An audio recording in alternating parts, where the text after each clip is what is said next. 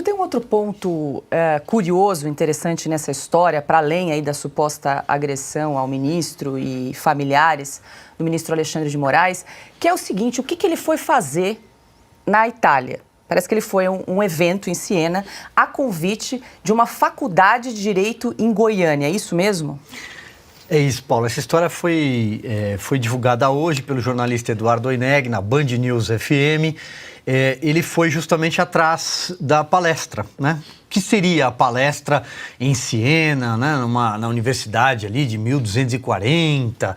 Pois bem, essa foi um evento financiado, montado por uma universidade, uma faculdade de Direito em Goiânia chamada Unialfa, como você bem disse. Tem até vestibular online, é possível prestar Direito para quem tiver curiosidade nessa universidade.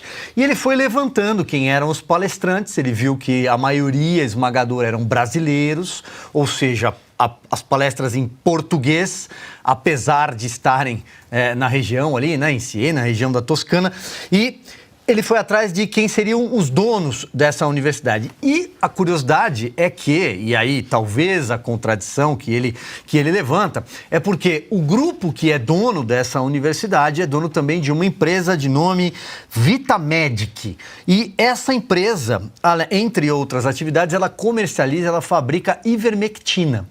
E durante a época da pandemia, essa empresa fez manifestos a favor, evidentemente, do uso da ivermectina, recebeu R$500 bilhão e ocorre que depois acabou condenada, em primeira instância, por fake news.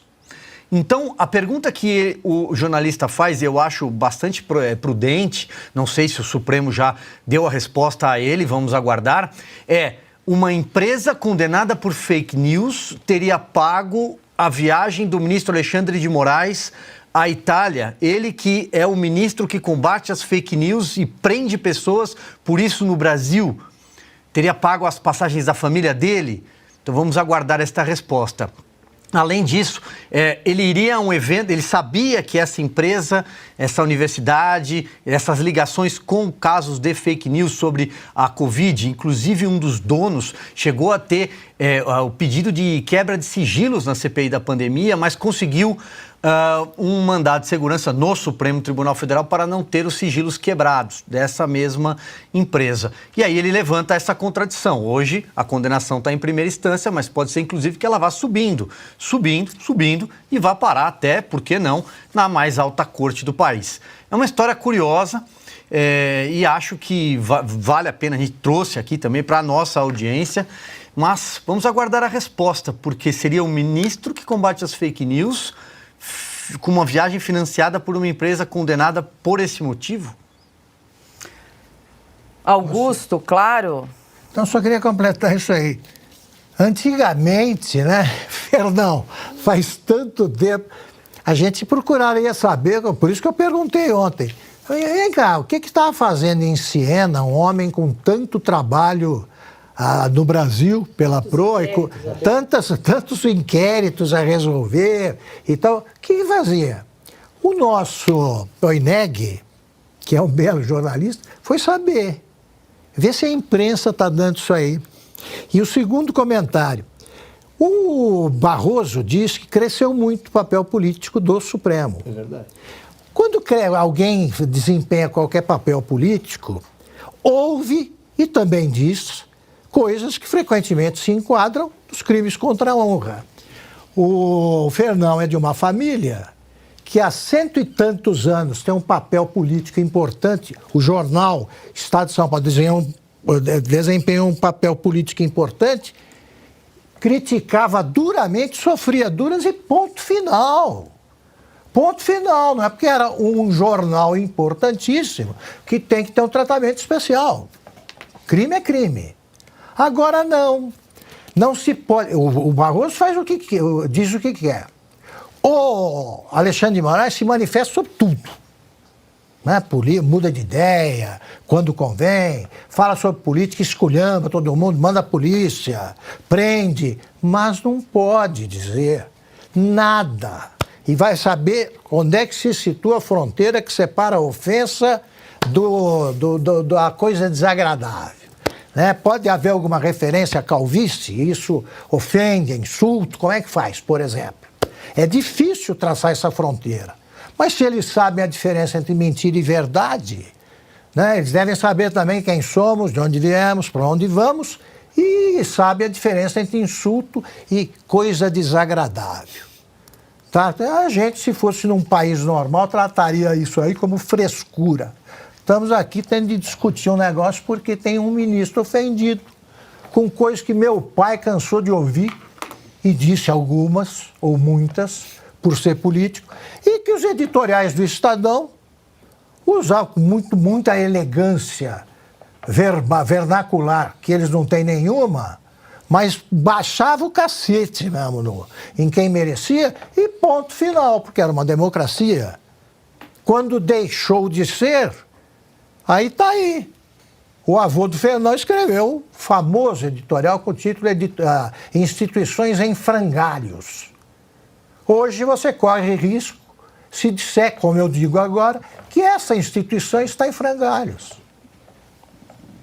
Pois é, Fernão, certas coincidências aí dão margem a interpretações, né? Como contou aqui o Silvio, o ministro Alexandre de Moraes foi a Siena a convite da Faculdade de Direito de Goiânia, que também é dona da Vitamedic, que fabricante de ivermectina envolvida aí num processo de fake news. O ministro Alexandre de Moraes, que é relator do inquérito das fake news, aberto aí de ofício pelo STF já há 4 anos. Pois é, gente, vocês já repararam que, ultimamente, a maior parte das notícias que a gente dá sobre a política brasileira vem da Europa, né? Você vai lá na Côte d'Azur hoje, só tem oligarca russo e oligarca do PT, né? Essa turminha que está aí. Agora, a impressão que eu tenho, gente, é que o Brasil está vivendo um problema de timing, entendeu? A democracia brasileira já morreu faz meses. Essa democracia sem povo que está aí é a antidemocracia, né? E a jornalistada aí do consórcio fica brincando de democracia.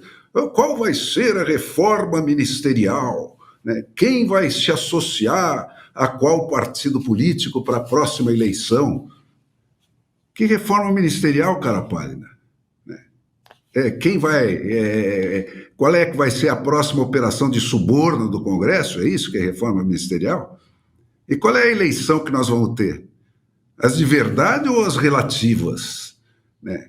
As com ou as sem competidores elegíveis? Cara, está atrasado. A crítica está atrasada em relação à realidade, né?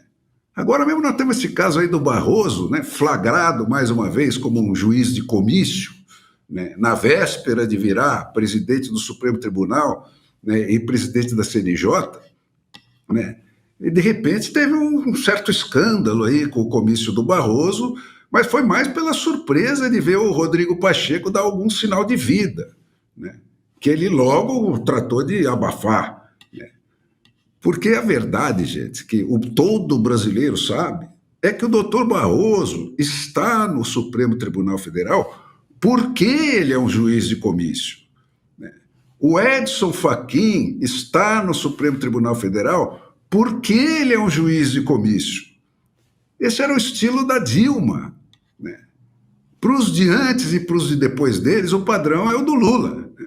Todos que ele pôs lá porque são advogados do Lula, né, que recebiam honorários ou não, né, antes. E o próprio Rodrigo Pacheco é outro que só está na presidência do Senado porque não representa nem o Estado dele, nem os eleitores dele. Ele trai os dois, e mais os outros 150 milhões de eleitores brasileiros, porque ele age exclusiva e sistematicamente contra eles, né, impedindo a voz deles de soar, né, impedindo a voz deles de prevalecer. Agora, gente, com o Lula velho e sem mais tempo para perder, eles só tiraram a máscara, né? Ficam falando do golpe que não houve, mas o golpe que está havendo é o golpe do judiciário. Advogados à frente, porque os juízes estão só vendidos pelos salários, pelas mordomias, por aqueles prêmios de 700 pau aqui, 1 milhão ali e tal. né? Ninguém sabe com mais detalhe, né, e com mais pertinência científica a violência que está perpetrando contra as instituições democráticas e o Estado de Direito no Brasil do que o Alexandre de Moraes e os advogados garantistas que tiraram o Lula e os seus 40 ladrões da cadeia. Mas mesmo eles só podem fazer o que eles estão fazendo porque eles têm a certeza do silêncio da imprensa, né? Porque eles contam como certa a cobertura mentirosa, porque eles estão certos da mais completa impunidade, né? Cara, o padrão de respeito pelo contraditório e pela alternância no poder que esse pessoal tem é o do estuprador lá da Nicarágua, o do traficante da Venezuela, né? O dos genocidas da Rússia e da China, nos quais o Lula vive aí se agarrando. É isso, cara. Está atrasado, está descombinado. Às vezes, eu fico assistindo esses jornais das televisões, eu fico achando que o louco sou eu, né? Aí eu desligo, me posiciono, pego as democracias que ainda existem, pego as democracias que existiram, pego a história da democracia e concluo, não, putz, fico aliviado. Não, o louco são eles, né? Não sou eu. Ana, quer comentar também? Só mais uma curiosidade desse evento que o ministro Alexandre de Moraes participou em Siena, né? Foram 31 palestrantes, desses 20 são brasileiros, entre eles Alexandre de Moraes.